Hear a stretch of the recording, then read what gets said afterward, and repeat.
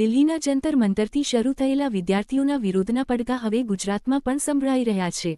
NEET પરીક્ષા અને paper leak સહિતના મુદ્દાઓને લઈને શરૂ થયેલા આંદોલનને હવે અમદાવાદ સહિત રાજ્યના વિવિધ શહેરોમાં વિદ્યાર્થીઓનો ટેકો મળી રહ્યો છે. વિદ્યાર્થીઓની મુખ્ય માંગણી છે કે આ સમગ્ર મામલે જવાબદારી નક્કી કરવામાં આવે અને કેન્દ્રીય શિક્ષણ મંત્રી ધર્મેન્દ્ર પ્રધાન રાજીનામું આપે.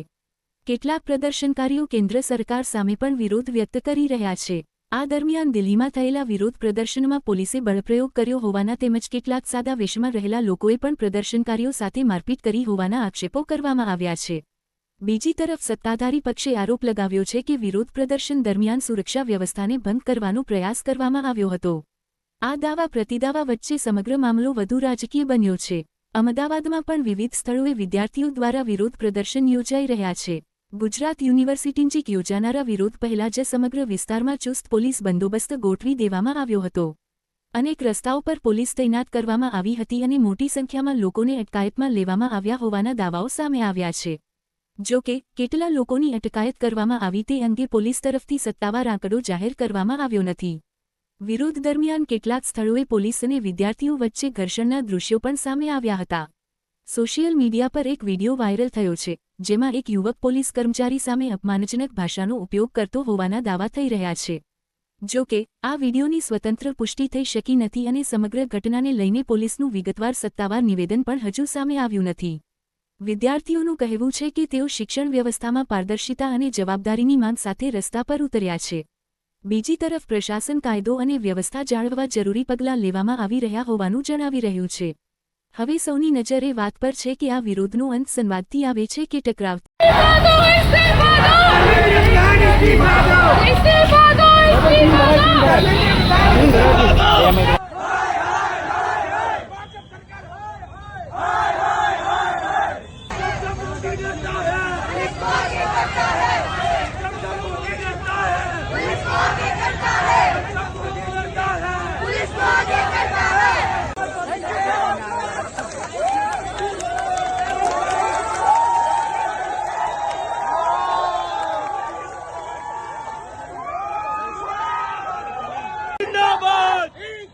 जिंदाबाद जिंदाबाद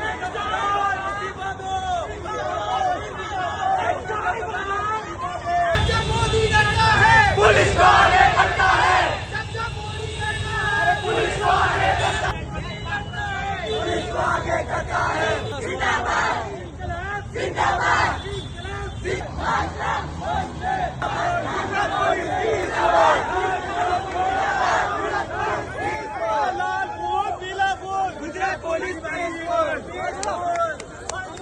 Thank you so much.